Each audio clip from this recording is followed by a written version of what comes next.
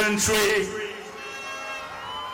let me, on behalf of our party, thank all of you for turning out here in such massive numbers.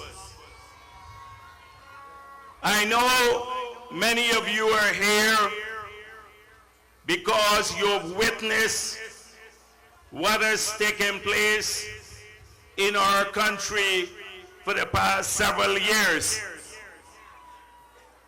And maybe this was inevitable to give young people in Guyana a perspective on the nature of the PNC and APNU.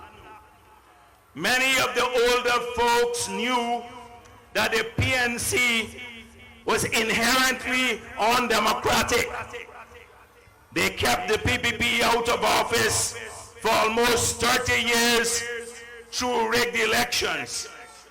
But the PPP fought very hard and changed that, and changed the way not only how we saw ourselves, but how the world saw Guyana. And we were making progress as a nation, year after year, building on our achievements.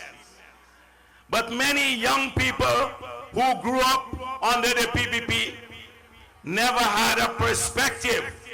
They did not understand the inherently undemocratic nature of the PNC. So, in the last 8 or 9 years, they have seen this at work. And today, young people have joined the older folks in Guyana in one common understanding that after March 2nd, we cannot keep this APNU cabal in office ever again.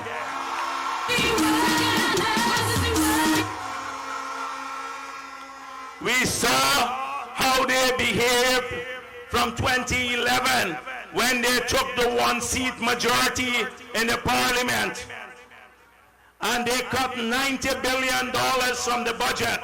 We saw how they killed the Myla Hydrofall project that by now would have brought cheaper electricity, stable electricity to our country. We saw how they cut money from the Amerindian Development Fund, from the University of Guyana. But many people were still not satisfied, as though they needed to see more. And so in 2015, they did not just win the one-seat majority in the parliament, they also won the executive. And what have we witnessed since then? A steady decline in all that matters to Guyana and to our people. And so I disagree. One of the few times I disagree with Mark Phillips. We were not marking time, just marking time. We were going backwards in the last 5 years, Mark. Backwards. So comrades, you're here today because you understand what is at stake. You understand that APNU, with their economic philosophy, no matter how much money you give them, no matter how long they stay in office, they will never achieve the progress that our people want.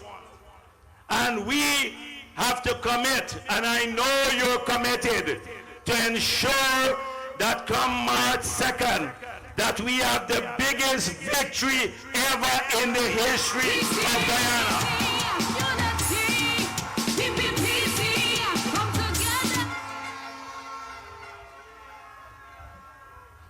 But before I talk about much more, because you're going to hear from our candidate, I want, whenever I walk around this country, wherever I go, people say to me, we know the PPP will win in the elections if the elections are free and fair. But will they be free and fair? This is the pressing concern among many Guyanese given our history. And I want to tell you that the last 4.5 years have not been easy. But we knew this day will come again. I remember how sad and inconsolable and how depressed many of our comrades were in 2015 after APNU got into office. They thought we'll never have hope of returning to office again. They thought that this day, on March 2nd, the day that is fast approaching, will never come again, and that the PPP stocks will not rise again. But I can assure you that today we have overcome all the bullyism, every threat that they've thrown against us, and we're standing here strong and even stronger than before. Because we know that our achievements will shine through, that we had real achievements. We know that we had the strength to face any bullyism that they would put our way. And today, I am telling you, we are 3 weeks away from a huge victory. A huge victory. So comrades, not only did they try through intimidation to bully the PPP and its supporters across the country, but given their very nature, the nature of this government, they also tried to tamper with the elections. And it started with Granger unilaterally repudiating the Constitution of Guyana. What's written in clear language, 25 years of common history and practice. I submitted 18 names to him, and what happened? He rejected all 18 names and illegally appointed Justice Patterson to be the chairman of GCOM. And let me tell you here today on this platform, had Patterson remained as the chairman of GCOM, we would have never had free and fair elections in Guyana.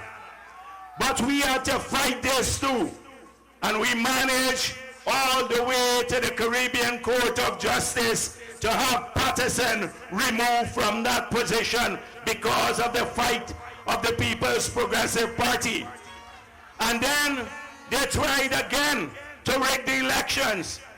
They tried through using an order signed by the illegal chairman of GCOM to start a house-to-house registration exercise that would have dropped 50,000 people from our strongholds, so they would have been disenfranchised. And we said to people, we're going to fight this too.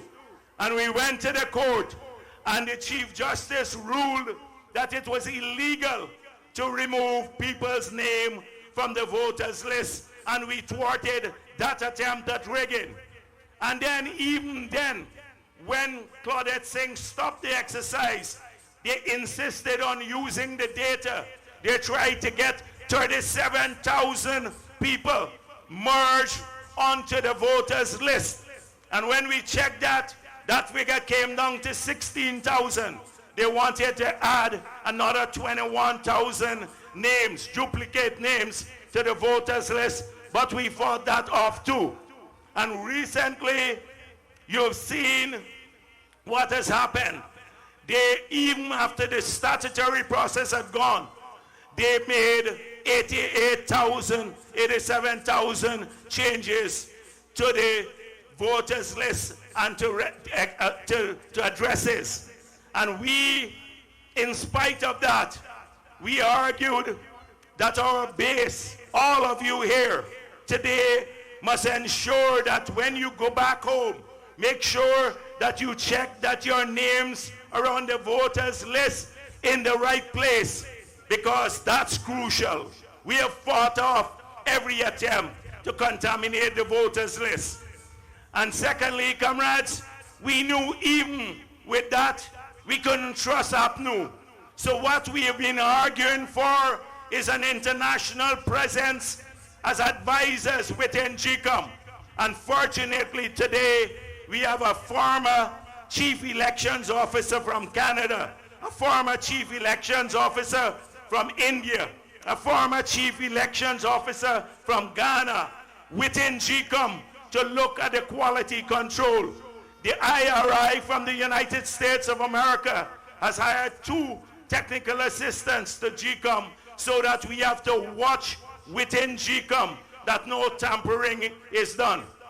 And thankfully, we also will have observers on polling day. Many are already here. Observers from the Carter Center, the OAS, the Commonwealth, the European Union, CARICOM.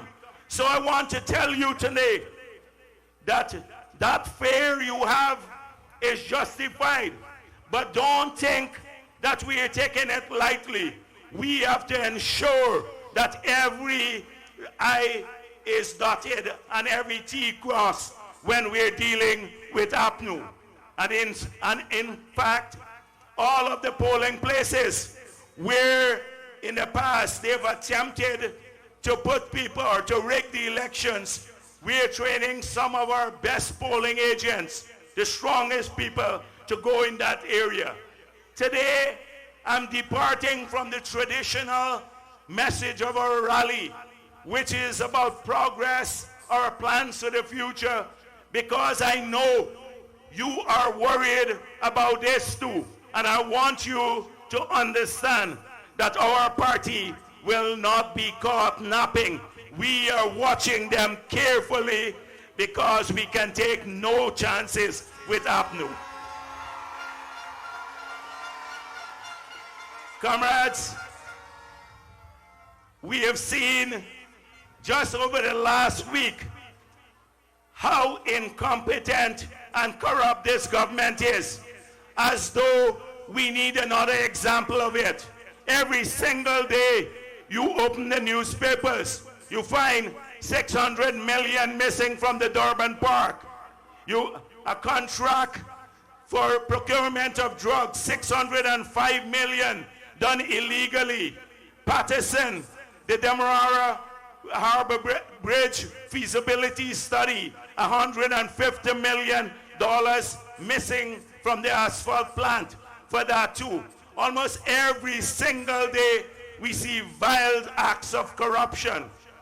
But what beats it all was last week, Global Witness, an international NGO, said that in the negotiations with the government of Guyana in the oil and gas sector, we lost 55 billion US dollars. Now what is 55 billion US dollars? We collect in taxes. We collected this year, last year actually, 226 billion Guyana dollars, which is equivalent to about 1 billion US dollars. So we lost the equivalent of 55 years of all the taxes that you can collect in Guyana into the future because of the Granger cabal, incompetent, and possibly corrupt negotiation. When you take the $55 billion that we have lost and you translate it into Guyana dollars, that's over 11 trillion Guyana dollars. When you divide it by the number of people in Guyana, for every man, woman, and child, we've lost $15.4 million. That is, the figures are so staggering that they're unbelievable.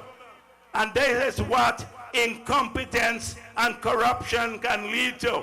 Now this APNU didn't find the oil. It started with Janet Jagan. They found the oil under the PPP.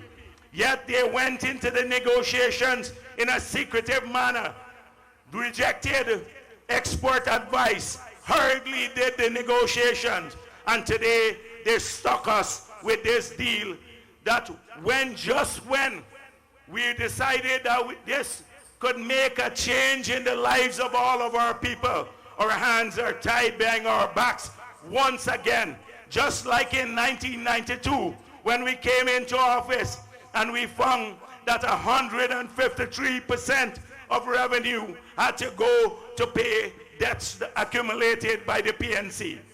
So comrades, that is what you have lost.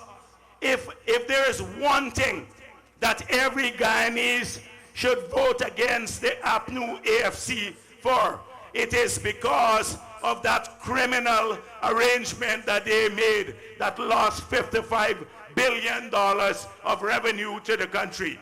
And this is not PPP people alone. All Guyanese have lost this. Comrades, you need a PPP government to come into office and fix this. We need to fix this. From day one, we are making it clear that some of these contracts have to be renegotiated. Some we have to ensure that more flows to Guyana. Now Guyanese are not getting much help from these oil companies. The oil belongs to our people. It has to be shared equally with Guyanese.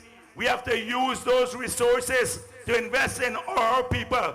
They must find more jobs. We have to have a strong local content policy. More money must be spent on the best quality education and best health care for our people, on safety in their homes, on generating jobs in other sectors. That's where the oil money will go under a PPP government. And so that is what you're voting for too. Because with this bunch there, they will sell out our whole country because of incompetence and corruption. But comrades, let me just jump to a couple of things. Here in West in Region 3, Granger came a few weeks ago and he said, I want, at a rally they had that they brought people from elsewhere, he said, I want to give the sugar workers at Wales the land. Now he wants to give sugar workers at Wales land. But the fact of the matter is that they have given away most of the lands at Wales already to their friends, families, and cronies. And we do not know as yet who has those lands. Well, after March 3rd, we're taking back a lot of those lands so that people can get it back.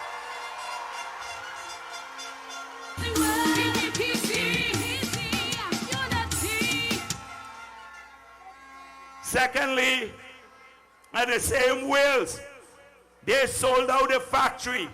We don't know to whom as yet, but it's over $1 billion. Over $1 billion, the scrap iron alone. Until now, we don't know who got the contract. But trust me, after March 3rd, we will know and we will deal with them again. Together. He comes to Region 3 and he promises jobs. And there alone, 2,000 people were put on the breadline and thousands of others who relied on sugar workers' income, they also were placed on breadline. Apart from the 30,000 Guyanese who lost jobs. He came and he promised, they used to promise a housing program in 2015. But what happened? As soon as they got into office, not a single new house lot has been developed by this government, but they gave 10 of their top supporters over 60,000 acres of land. So they then put the VAT on building material, on sandstone, cement, and now he comes, he's not offering new housing anymore. He wants to do a squatter resettlement program. So he's thinking he could fool the people at Plastic City and other places. Well, let me tell you, for those people who are at Plastic City, where they get a little slip of paper, well, Granger government has given out 50 acres in the sea on Best Foreshore to a man named Saratu Phillips. Serrato Phillips is connected to Sean Hopkinson. And Sean Hopkinson is a Harmon. Harmon lives in Sean Hopkinson's house. And 50 acres of your foreshore at best he got. But that's not all. From the Demerara Harbor Bridge in the river, Serrato Phillips now owns 40 acres of the river. That is what they have done. So now coming to West End to promise the people of West End he'll do something there. If you just need a taste of the corruption, you have it right here in West Demerara. I told you about a bridge. They illegally took Patterson, sticky finger Patterson. Anything he touches sticks to his finger. But he took an unsolicited bid to the cabinet. The cabinet illegally awarded the contract because they have no right of award, the cabinet. The Public Procurement Commission, headed by Mrs. Corbyn, the wife of the former opposition leader, issued a report saying it was illegal. And what did they do? They twist the bridge to land on Stanley Ming's land over here. Well, somebody said Patterson doesn't see straight, but I don't think that's the reason. I think it's because of massive corruption. That is what they did. And they were going to do a bridge that is opening again. We plan to do a high-rise major bridge that you can drive over full-time or any time of the day. So comrades, everything, they've done absolutely nothing. They take credit for the road here. That is a PPP project. For a couple of comrades who came from the East Coast, I saw 1 or 2 buses coming out from the East Coast. That road on the East Coast is a PPP project. The East Bank Road is a PPP project. They have done absolutely nothing. Absolutely nothing. What major infrastructural project has been done in this region? Look at the track now. They're so proud about the track, but that has started under the PPP. In fact, we built that track right here too in Lenora. They have no track record of progress. That is why when they have their rallies, 90% of their rallies would be cussing Irfan Ali and myself, or the PPP. They have nothing to talk about, and they have no plans for the future. This is why they just go on hominin attacks. And they have Chronicle carrying the lead. So, let me tell you, the biggest act, Granger talks about clean leadership. And Mark dealt with that. Granger has not submitted in the last 5 years his report, his declaration to the Integrity Commission.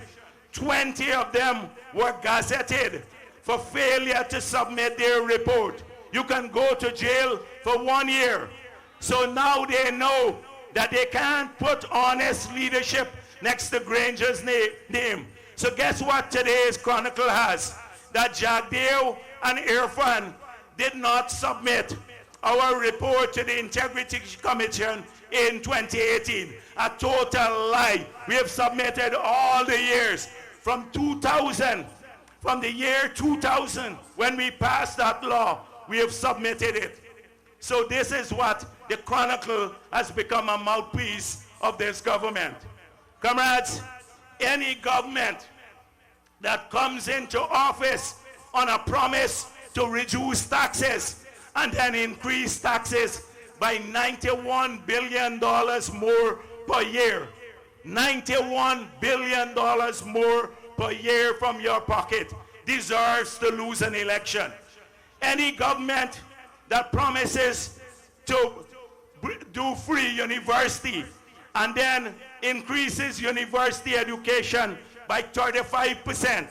Any government that promises the Amerindians to accelerate land title and now has not done practically anything in the Amerindian areas.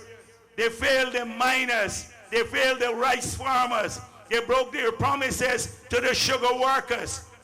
The whole country is in decline. What are we voting for these people for? And who in their right sense would want to vote for them? Because if you have no achievement, you've just taken a country that was booming. You spent $1.1 trillion of our money in the 5 years. You taxed us by 91 billion more. You borrowed 900 million US dollars. You sold out the 20 billion in gold. You bankrupt several state agencies. And you have nothing to show for it, only misery. What is any right-thinking person, or why should they vote for this APNU government? And so, comrades, this is it. They have nothing, the hollow plant. I saw Granger talking about jobs. He said, at Diamond, I have the plan right here in my pocket. It's only in his pocket, nobody has seen his plan. He got a plan for jobs. And then he said, J-O-B-S, jobs, as though we can't spell jobs. We're like Pagwali or one of the others.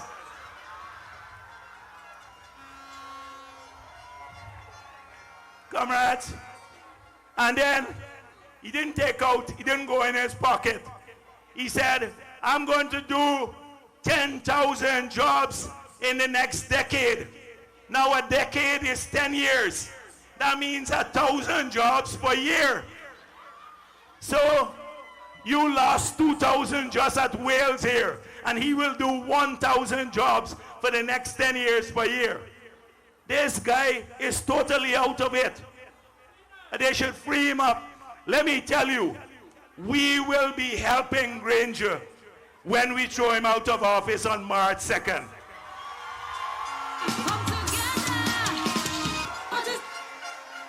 The man is not cut out for this job. He might be an okay guy, but he would be good for ceremonial president, like the Queen and the others. You know, you can go and cut a ribbon here, plant a tree, talk about green economy. Nothing that matters to people. Nothing that matters to people. He would make that kind of president. But we in Guyana, we have an executive president, and a president who has to know what's going on and chart the way forward. Irfan Ali, a son of Region 3. Irfan Ali, your own.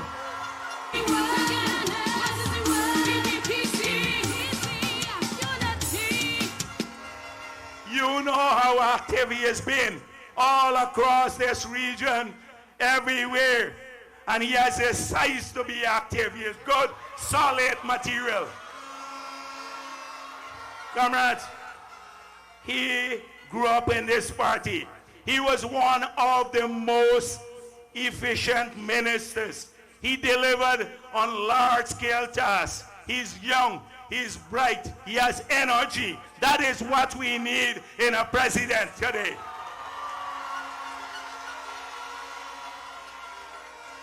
We need a president who can sympathize with people, who will listen to the farmers and the fishermen and the sugar workers, talk to them, stop and listen to them. So not an aloof president like Granger. You can only take a picture with his cardboard. You can't take a picture with him directly. He doesn't even take picture with his supporters. You can't have a president like that. You can't have a president who campaigns as an honest leader, and then he presides over the most corrupt government in our entire history. This is what we are fighting against. So comrades, a lot is at stake. Your future is at stake. Not just the economy, but the democracy, your freedom, your rights. Granger has made it clear that if he wins the elections, guess what he wants to do? He wants to change the constitution to remove a no-confidence vote. India has a no-confidence vote, and India has 1 billion voters. The government can fall on a single vote. In the United Kingdom, you can fall on a single vote. But King Granger, here doesn't need that in our constitution. King Granger is offended that the parliament could vote against him. King Granger has broken the tradition of most democratic countries in the world. Parliament has not functioned with no oversight for over a year. Very few countries in the world can match that in terms of undemocratic rule. He has refused to accept the Constitution. He has refused to accept rulings of the court. He just said, I can remove your dual citizenship. Now, all of your relatives who live abroad, and call them too, before I forget, call them and tell them to come home and vote on March 2nd if they're on the list. What is the word? What is the word? Yeah. But he wants to take away their dual citizenship. That power was always in the Constitution. But did you ever hear Chetty Jagan or Janet Jagan or Samuel Hines or Jagdeo or Ramatar ever threaten to do that? In fact, all the years in office, we have never done that. It just shows the undemocratic nature of this government. So comrades, they are very, very worried. They know that the writing is on the wall. I heard at GRA, they're making plans already. You know, they sold a lot of vehicles to their cronies, vehicles that they seized. Winston Jordan, the Minister of Finance, sold a vehicle, got GRA to sell a vehicle to his son and another member of his family for $250,000 each. They've sold over 300 of those vehicles. They have settled thousands of tax cases, collected bribes. So guess what they're doing at GRA now? They're sending junior people to collect the files from the registry, taking out documents and sending them back so that the junior people will get into trouble. Well, I want those junior people to make a note, because all of them will be investigated who have done this illegality. There are many of them. One man who has a lot of money, a minister, has been calling people abroad if they can help him get his money out. Some of them are looking for jobs. They've seen the writing on the wall. They've seen the writing on the wall. And comrades, we have to make sure this is not going to happen automatically. We have to make sure that we send them back in. But also that the only way to do that is depending on you. So comrades, I'm not going to go on much longer, because I think every single person here is ready. They've seen it, you're ready. So I just want to ask all of you to make sure that you assist when you go back. There are just 3 weeks remaining. Make sure you assist as much in the areas you're coming out from. Make sure you bring people out. Teach them how to vote. 2 places on the ballot paper, at the top and the bottom, in the box next to the cup. And make sure we don't have a single spoiled vote, because every single vote matters. We are aiming for at least a 10-seat majority ahead of them.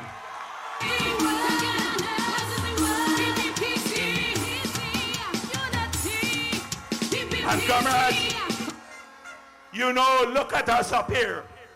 Look at you. Right across the country, in the Amerindian strongholds, you see large turnouts.